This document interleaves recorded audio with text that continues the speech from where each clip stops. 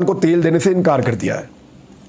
सस्ता मिल रहा था तेल तो इमरान खान ले लेता, वो तो लेने वाला था, आपने तो उसको हुकूमत नहीं करने दी। मार्च में उसकी कन्वर्सेशन हो रही थी, फरवरी में हो गया, मार्च में उसकी कन्वर्सेशन हो रही थी, बातचीत हो रही थी, और मार्च के बाद उसने अप्रैल में उसने पेट्रोल लेना था, लेकिन मार्च में अब तरीके एतमाद लेकर आ गए, सारा निज़ाम दरम बरम कर दिया। अप्रैल के अंदर आपने उसकी हुकूमत गिरा दी, तो वो कहां से लेकर आता पेट्रोल या डीजल? यहां से, रशिया से। डील तो उसकी हो रही थी, ये तो साबित हो चुका है। तो इमरान खान को ताना दे रहे हैं कि इमरान खान को मिलता तो वो ले आता।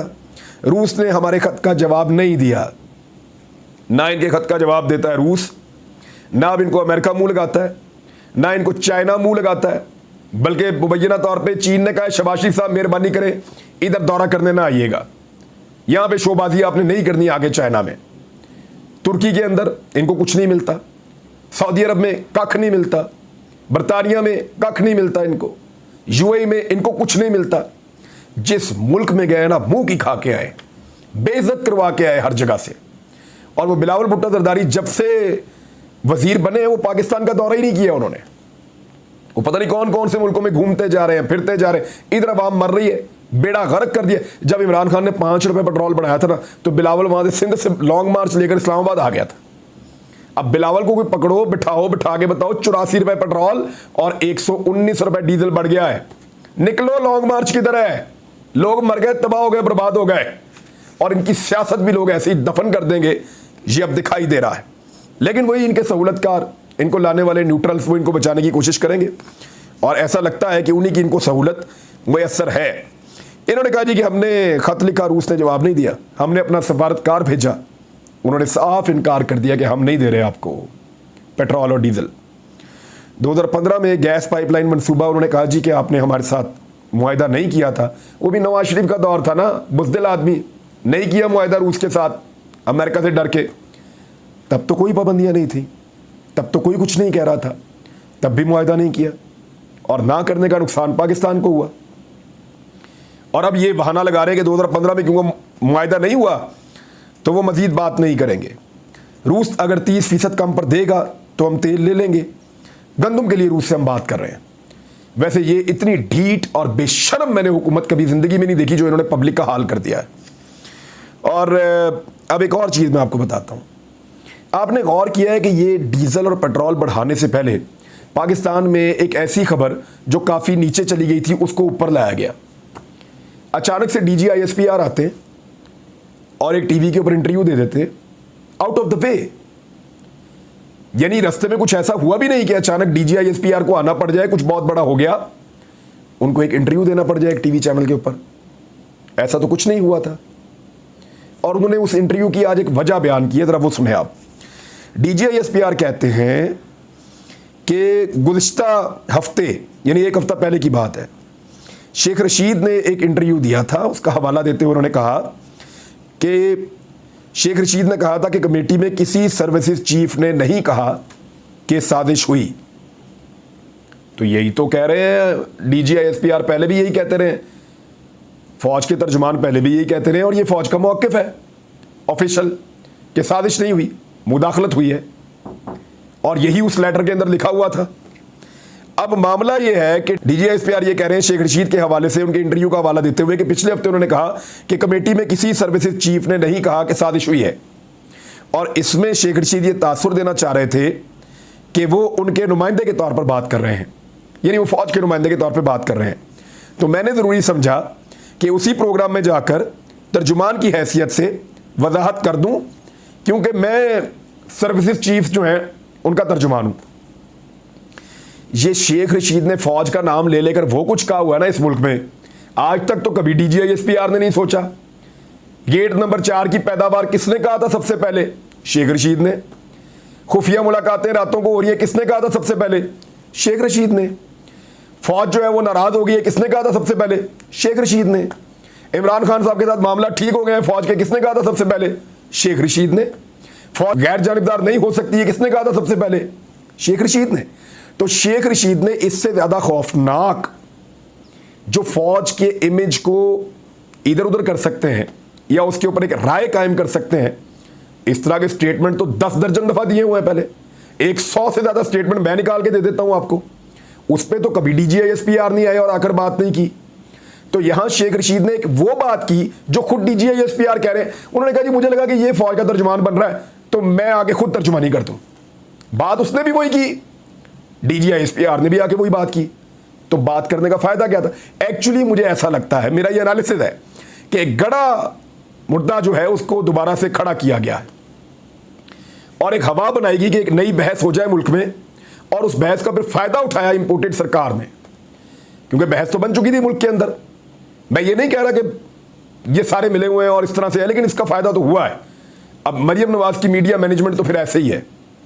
मरियम नवाज कहती हैं कि फौजियों की मुराद वापस होनी चाहिए, वो वापस हो जाती हैं। मरियम नवाज की मीडिया मैनेजमेंट बहुत कमाल है। तो मरियम नवाज के मीडिया मैनेजमेंट को अगर आप देखें तो ये एक बेहतरीन मैनेजमेंट हो सकती है कि जब सारे लोग बात कर रहे हैं साजिश या मुदाखलत, वही मामला दोबारा खड़ा हो गया तो उस वक्त पेट्रोल की कीमत को धक्का लगा दो, डीजल की कीमत बढ़ा दो, तारीख की बुलंद तरीन सतह पे इन चीज़ों को ले जाओ ताकि लोगों की तवज्जो कहीं और लगी रहे। अब DGISPR ने इस पर भी बात की है, साजिश पे या मुदाखलत पे। इन्होंने जो जुल्म किया पाकिस्तान के साथ, जरा मैं थोड़ा सा आपको बता दूं। पेट्रोल में इन्होंने 60 दिनों के अंदर 2 महीने में हुकूमत बनी इनकी 84 रुपये का इजाफा, डीजल में 119 रुपये का इजाफा, बिजली में 13 रुपये का इजाफा, फी यूनिट कह रहा हूं मैं, ये 20-25 हज़ार बिल ज़्यादा आएगा नॉर्मल लोगों का, और गैस में 45% का इजाफा, यानी बहुत महंगी गैस है। अब महंगाई जो है वो 25% पे ऑलरेडी पहुंच चुकी है, और अब जो नेक्स्ट मंथ आएगा इन चीज़ों के बाद 30% या इससे ऊपर महंगाई जाने वाली है। ज़हनी तौर पे तैयार रहें, आम आदमी को तो ये तबाह कर देंगे। चावल 50 रुपये किलो बढ़ चुके हैं, घी 230 रुपये किलो बढ़ चुका है, और बाकी सारी चीज़ें भी आपके सामने, मैं आपको क्या क्या गिनवाऊँ। तो ये हालत इन्होंने पाकिस्तान की कर दी है। अब DGISPR साजिश और मुदाखलत पे क्या कहते हैं, ज़रा उस पर आ जाएं। उन्होंने कहा कि नेशनल सिक्योरिटी का मसला था, इसलिए नेशनल सिक्योरिटी कमेटी में सर्विसेज चीफ्स को बुलवाया गया था। इसमें सर्विसेज चीफ और DGISI ने अपनी इनपुट लेकर जाते हैं, वो राय नहीं होती। ये कहा गया, आज किसी ने कहा कि उनकी राय है। बताना चाहता हूँ राय नहीं है, इंटेलिजेंस बेस्ड इंफॉर्मेशन थी। मैंने कल कहा था कि इंफॉर्मेशन हो सकती है, राय हो सकती है, लेकिन फैसला नहीं आप सुना सकते, फैसला नहीं हो सकता। मैंने कल ये कहा था, फैसला नहीं हो सकता, और फैक्ट्स को देखकर ये इनपुट दी गई। इस बुनियाद पर लफ्ज़ एलामिये के अंदर जो साजिश का है वो शामिल नहीं किया गया। DGISPR के मुताबिक उन्होंने ये कहा कि अगर जुडिशल कमीशन बनाया जाए तो हमें कोई एतराज़ नहीं है, मुकम्मल ताउन करेंगे। और हुकूमत के पास पहले भी ये ऑप्शन था, अब जो हुकूमत है उसके पास भी ऑप्शन है। मैंने कोई सियासी बयान नहीं दिया, मैं सर्विसेज चीफ का तर्जुमान हूँ। कमेटी में वादे कर दिया था कि साजिश के कोई सबूत नहीं मिले। ज़रूरी नहीं है कि आपकी कमेटी की जो रिपोर्ट है वो बिल्कुल ठीक हो, ज़रूरी नहीं है। बहुत सारी रिपोर्टें गलत बन जाती हैं, बहुत सारी इंफॉर्मेशन बाद वक़्त गलत आती है, बहुत सारी असेसमेंट्स बाद वक़्त गलत हो जाती हैं। लेकिन जब एक जुडिशल कमीशन बनता है, तमाम पहलुओं को देखा जाता है, जो लोग इसके अंदर काम करते हैं, जब वो सारे शवाहिद को देखते हैं तो नई चीज़ें निकलती हैं, बहुत सारा कुछ सामने आता है। अब इसमें श्री मज़ारी साहबा एक बात कह रही हैं, वो ये कह रही हैं कि DGISPR के मुताबिक मुदाखलत डिप्लोमेटिक लफ्ज़ है। मैं वादे कर दूं कि ये डिप्लोमेटिक लफ्ज़ नहीं है। हमने फिर डिमार्च क्यों दिया, न जाने फौजी तर्जुमान कौन सी डिक्शनरी देखते हैं, ये श्री मज़ारी ने कहा है। और इमरान खान साहब ने इसका एक जवाब दिया है, मैं वो जवाब आपके सामने रख देता हूँ। उन्होंने कहा कि क्या पाक फौज के तर्जुमान ये फैसला करेंगे कि साजिश थी या नहीं थी। उनका ये नुक्ता नज़र हो सकता है, फैसला नहीं हो सकता। कहते हैं कि मुदाखलत हुई, तो फैसला कौन करेगा कि मुदाखलत हुई या नहीं हुई। सुप्रीम कोर्ट को चाहिए जुडिशल कमीशन बनाए और तहकीकात कराए। हमारा मुतालबा खुली समाअत करवा लें, पता चल जाएगा कि मुदाखलत हुई है या नहीं हुई। जो साजिश हुई उससे हमारी कौम जिंदा हो गई है। सोशल मीडिया वालों को धमकियां मिल रही हैं, वहाँ से कॉलें आ रही हैं, जिसका नंबर नहीं होता उन नंबरों से कॉलें आ रही हैं जिसका नंबर नहीं होता। आप चाहें भी तो चीज़ें अब दब नहीं सकेंगी। हमें डर है कि मुल्क इतना कमज़ोर ना कर दें कि हमारी आज़ादी मुतासर हो। अल्लाह ने न्यूट्रल रहने की इजाज़त नहीं दी। मैं समझ चुका हूँ कि दोबारा मौका मिला तो क्या क्या करना होगा। जान चुका हूँ कि शुरू में ही कौन कौन सी बड़ी इस्लाहात करनी पड़ेंगी। तो नाज़रीन, ये इमरान खान साहब का जवाब था और मेरे ख्याल में बड़ा कम्प्रीहेंसिव जवाब है। DGISPR अपने आप को इस सियासी अमल से जितना बाहर रखेंगे फ़ौज के लिए उतना बेहतर है। लेकिन ये सारी सूरत हाल जो DGISPR ने गुज़िश्ता 2 दिनों में एक खड़ी कर दी, इसका फ़ायदा मुझे ऐसा लगता है कि इम्पोर्टेड सरकार ने उठाया और फ़ायदा उठाते हुए उन्होंने पेट्रोलियम मसनूआत की कीमतें बढ़ा दी, क्योंकि खबर एक बहुत बड़ी चल रही थी तो उसके अंदर दूसरी खबर को छुपाने की कोशिश की गई। लेकिन जब जब कोई आदमी पेट्रोल डालने जाएगा पंप के ऊपर, वो बदवाएं उन सारों को देगा जिन्होंने ये हुकूमत मिलकर बनवाई है, जो हैंडलर्स हैं, जो सहूलतकार हैं और जो आने वाले हैं और जो लाने वाले हैं। बख्तावर भुट्टो का एक सख्त रद्द-ए-अमल आया और कभी भी आसिफ अली जरदारी या वो उनकी मर्जी के बगैर ये लोग नहीं करते। ये बड़ी पॉलिटिकल फैमिली है। परवेज़ मुशर्रफ की वापसी पे साबिक डिक्टेटर बेनज़ीर भुट्टो के कत्ल में बराह रास्त मुलव्वस है। मफरूद डिक्टेटर को कभी माफ़ नहीं किया जाएगा। उनकी जितनी भी ज़िंदगी बची है उसमें माफ़ी मिलेगी और ना ही तारीख़ माफ़ करेगी।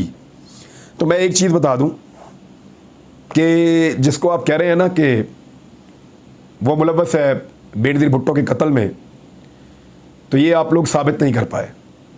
नंबर 2, परवेज़ मुशर्रफ को गॉर्ड ऑफ ऑनर आप ही के दौरे हुकूमत में दिया गया। परवेज़ मुशर्रफ ने NRO आपकी हुकूमत को दिया, आपकी पार्टी को दिया, तभी आपकी पार्टी इक़्तिदार में आई। जरदारी साहब ने भी उनसे डील की थी, बेनज़ीर भुट्टो साहिबा ने भी उनसे डील की थी और बाद में आपने उनको गॉर्ड ऑफ ऑनर भी दिया और उनके लिए गुंजाइश भी पैदा की। तो ये तो अगर इसको आप जुर्म समझते हैं तो इसमें आप हिस्सेदार हैं। जैसे आजकल अगर ये जुर्म है तो नवाज शरीफ भी हिस्सेदार है। अब तक के लिए इतना ही। अपना ख्याल रखिएगा, अपने इस चैनल का भी। अल्लाह हाफ़िज़।